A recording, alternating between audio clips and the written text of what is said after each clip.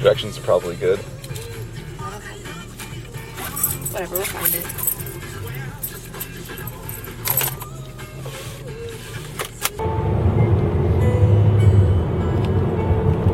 I feel like you're just going to... You don't even feel like you're wherever you're when you get up this road. I think that possibly maybe I'm falling for you.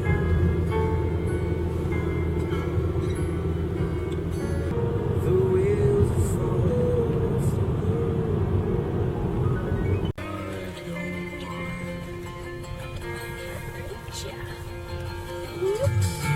Don't wanna take everything from me and move on. Don't wanna take everything from me. Let's do it! Yeah!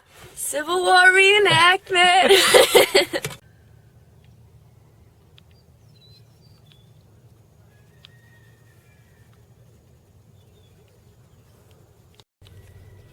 Oh, it's February 1864. Union forces have departed occupied Jacksonville, heading toward the Suwannee River to destroy the railroad bridge there. En route, they meet up with Confederate forces encamped at what is now known as Camp Milton Historic Preserve. Join us as we retrace the road to Olustee, just before the big battle. Confederate camps will be engaged in typical period activities, cleaning weapons, chopping wood, building earthworks, drilling, etc. Civilians portray the town of Jacksonville going about daily life as they would have in February 1864. Life goes on, but the Union troops are on the move.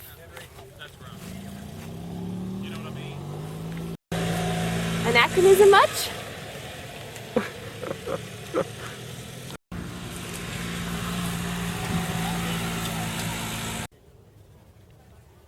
We have hominy. Would you like to try some? Sure, yeah. The spoons are in this bag. Yes.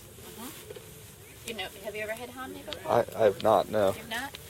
Do you know what it is? No. It's corn. And what it is, it's made from dried corn. And, oops, careful, that wait, girl. Don't catch on fire. It's dried corn, and then they take lye and soak the corn in the lye. I'll tell you how to make that in a minute, the lye. And it puffs up, and then that outer hard shell of the, you know how like when you have popcorn, you might have one of those little kernels and get stuck between your teeth, one of the little shell pieces. Yeah. Well, that part comes off of it, and it puffs up in it so it's soft. So if we fry up some bacon, and then put some onion in it, and just mix the hominy in there, then it, careful, don't get too hot. And put a little salt and pepper, and it's real good. You can have it for breakfast. I've heard have it with hominy eggs. befy and I never knew that this is actually what it was. So. And it's, this is made from yellow corn, but there's Okay. also a white hominy, and you can find it in the can in the grocery store. Ooh. And make it up like this is really good. That's It delicious. was an easy way to preserve corn because it was dried, and then they could prepare it when they wanted it. Oh, And the way they would make the lye is they would take the ashes from the fire and put them in a wooden container and put water in it, and then it would make the lye from the wood ash. oh. And then, you know, it's caustic, you know, like when you clean your pipes like that. But, and then soak the corn in it. You make soap with it also. Just imagine that these are our houses. We can't bring our houses out here to show you, but if we're living out here, showing if this is our house, what the women would have been doing while the men were off at war. Okay. So that's why we're on the home front. So life had to go on. Had to cook, had to eat, had to feed your children, had to take care of washing, do everything. Something that we don't need.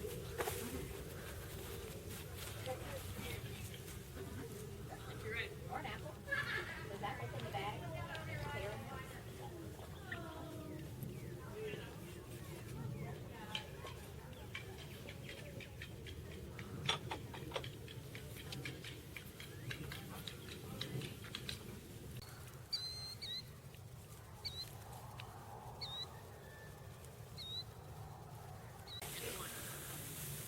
So now when y'all are doing this reenactment, are you like out here, actually like camping out here and everything? Yeah. Wow. That's why we have to have houses, so we have some place to stay. So you're looking at the beds that we were sleeping on.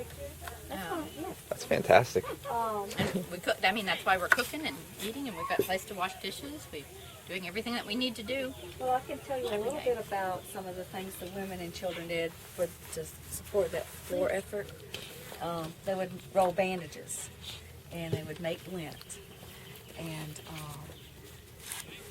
they would take fabric and they tear it into strips, like that.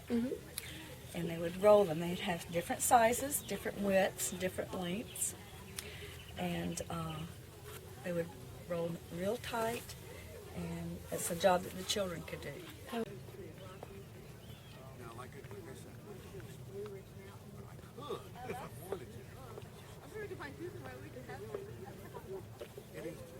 Would have, generally speaking, they were always busy. You know, they always had something. So if they were visiting with a friend, they would have some handwork or something to work on. Oh yeah. They just didn't sit idle. Right, that's what we heard over there. No, did you? no idle hands. Yeah. Sure, there's always something to do. Well, and there is, because they, you know, it takes, I mean, this is an unrealistic amount of time, but I've been working on this one for a year, but I've done other things in between, like I made his clothes because it keeps growing. Wow, yes. So, and then, you know, things split out because it's hand sewn, so you're always repairing things. So there's always something. And they would darn their socks. You know, make his stuff too, but they would darn their socks, you know, because they would hand, Leslie's making socks. You know, he's make your own wool. Oh, that's incredible. They did everything. No, that's so neat. Ladies' underpinnings, or what they wear under there. 2 p.m. cannon demonstration, 2:15 cavalry demonstration, an infantry demonstration, the life of the child. Oh wait, that was yesterday. Today. We don't get to see what they wear under there? No, no. Of course, it has 2 strings in it. It laces from the bottom up and from the top up. And then those strings come out, and I can just yank them a little bit, turn around and tie it in the front. Now, one of the things you're going to see on my corset, this is a front fastening busk. Before the 1850s, the corsets laced up the back, just like this one do. But this, as you can see, it unhooks, and I can wrinkle this. When I get ready to put this corset on in the morning over my clothes, I can loosen my laces up a little bit and button it, and then I pull it in and adjust. Before the 1840s, the earlier corsets, or before 1850 or so, before this little invention here was made, you did have to completely unlace and relace your corset. It was almost like a tube of fabric with lacing. Yeah, can you imagine how long that takes? Relacing a corset is a pain.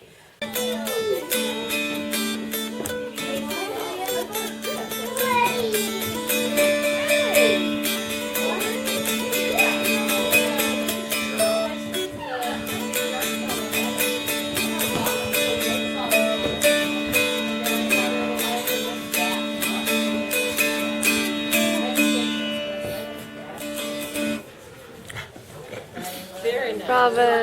Oh man, I'm